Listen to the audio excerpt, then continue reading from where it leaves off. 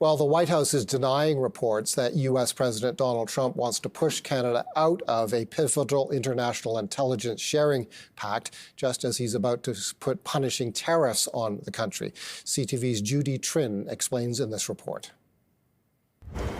A North American trade war is likely to start on March 4th, when the U.S. president slaps 25% tariffs on Canadian and Mexican goods. Oil and gas will be hit with 10% tariffs. We're on time with the tariffs. Adding to the alarm, the Financial Times, citing confidential sources, reported that Donald Trump's trade advisor, Peter Navarro, is talking about removing Canada from the Five Eyes intelligence alliance. It is a surprising comment considering the contribution of Canada to the Five Eyes alliance, not only today, but also in the past, and I would even say in the future. Navarro denied the report after it was published. That was just crazy stuff. We would never, ever jeopardize our national security, ever, with allies like Canada. But that doesn't calm the waters for this former national security advisor. But then I'm still thinking, while we may not have a fire here, we may have some smoke, and some serious smoke. Blocking Canada from getting intelligence from the U.S., United Kingdom, Australia, and New Zealand was discussed during the last Trump administration. I don't want to exaggerate, and I certainly don't want to get into specific cases, but this was always out there as a potential weapon that could be used. Trump wants access to natural resources in the Arctic and is repeatedly threatening Canada's sovereignty. A lot of people in Canada are liking becoming our beautiful, cherished 51st state. They'll have to pay much lower taxes. They'll have the ultimate security. Trump's advisor says he wants to annex Canada while he's in power.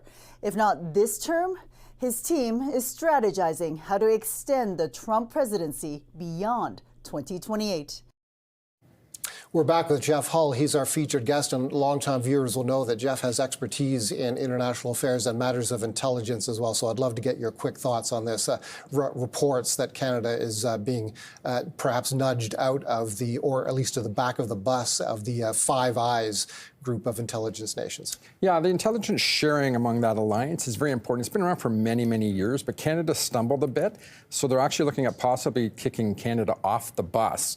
Our goal should be to stay at least on the bus, even if we're at the back of the bus. But the reality is CSIS is a great organization, but a lot of their focus is inside Canada.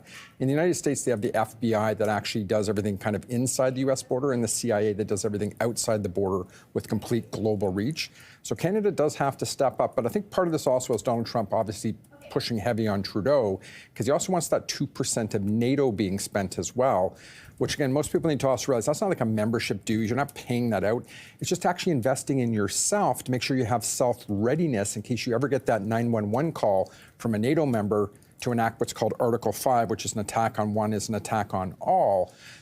So therefore, everybody comes to your aid. So Canada's got to be at the ready. And if we're not investing in our own readiness, it's not only difficult to justify certain things, but it's actually important because we can also use all that benefit to ourselves, too. In the meantime, they can help with snow clearing and forest fires and all kinds of stuff we can do inside Canada. So again, it's not money going out.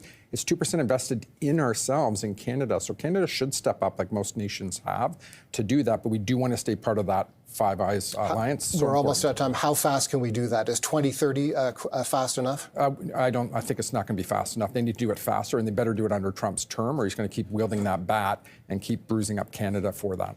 That is Jeff Hull. He's our featured guest. Up next,